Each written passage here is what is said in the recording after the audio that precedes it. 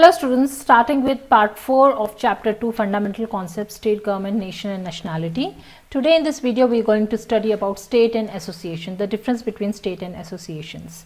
Now if we see about state, that several writers like McIver has defined state as an association of associations. That is, state is an association which, acting through laws as promulgated by the government, endowed to this end with coercive power, maintains order within a community territorially demarcated. However, even while doing so, we have to realize the difference between state and association. So what is that? Definition of association we'll come to first. First of all, we'll study what McIver has said. He said that an association is a group of individuals who are organized to achieve a particular objective or objectives. Then according to G.D.H. Cole, he said that association is a group of men who attempt to accomplish certain aims or objectives through mutual cooperation and by following the rules. Now, each association has your few elements. What are they? A group of people. Each association must be having a group of people. There should be voluntary membership. There should be shared and common interests. Then only you can form an association if they are having the shared common interest.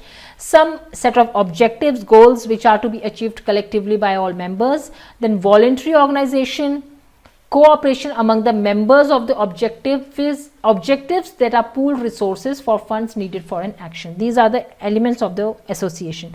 Associations can be of several kinds. They can be association of labor, trade, government employees and others. And these are economic associations. That is the example like trade unions, chambers of commerce and others. Each political party is also political education. Like we can say there is Arya Samaj, Sanatan Dharm Sabha, Jain Sabha, Singh Sabha, and the like are all religious associations. These they can be many more, like dramatic club, literary society, lion clubs, rotary clubs. These all are formed. They have a shared common interest. Now coming to the difference between the state and the society association. State is sovereign community of people. We have already studied. An association is a non-sovereign organization. They cannot claim the sovereignty on the people, on the members of the society.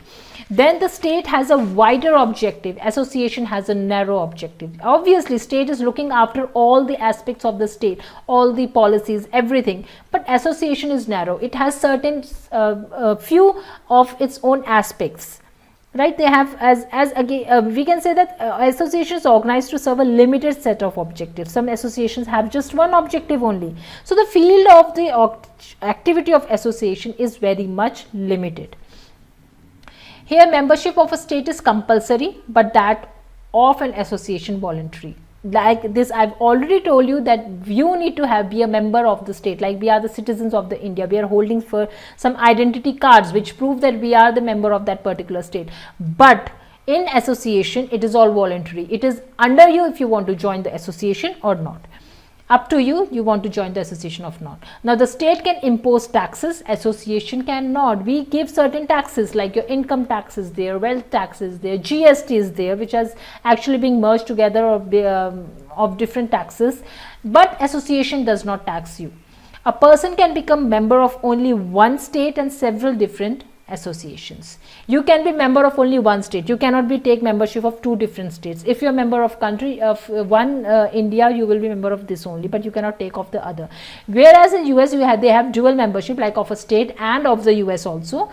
But otherwise you have to be member of one state only, but of several different. You can join different associations, right? You can join different associations according to your interest. So it's not that you need to be of one association only. Now state is essentially a territorial organization. Association may or may not be a territorial organization. Here territory is an essential element of the state, and state works within a fixed territory, while state is a sovereign institution of all the people and association is a voluntary organized state. So territory is not essential for an association. Associations are mostly non-territorial. Now only one state but many association is one defined territory. Now what does it mean? It means that within a definite territory only one state is present. We cannot conceive of two states within one territory. You cannot say that India and China is having same territory. No, they have different territories. But associations are formed for the fulfillment but associations we can establish several associations in one territory at a given time. In fact, there are always present a large number of organizations or associations which work simultaneously within the territory of a state, right? The state of the nation or the status of the state is national. Associations can be local, regional, national or international. So state is superior of all associations because of its sovereignty.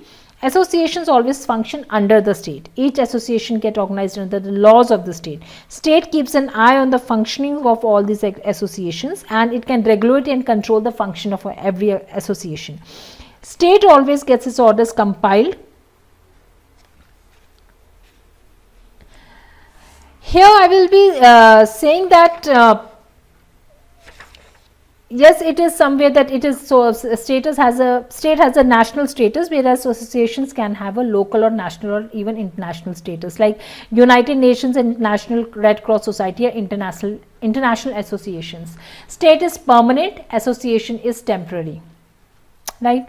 State is permanent, whereas associations always come and go. You can close the association anytime, but state is not closed, it is permanent. It is never ending, it has never ending objectives. Associations are formed for the fulfillment of particular objective, and once those objectives are fulfilled, they can dissolve the associations thereafter. State is superior to all associations. It keeps an eye on all the associations. It is superior to everything. All associations working in a state have to conform to the laws of the state, and no association can act against the law of the state. So thus there are several well organized differences between the state and associations, and state is the sovereign association of all the people who live in a territory of the state. So here we end the part 4, and next we will start with the nation. Take care everyone.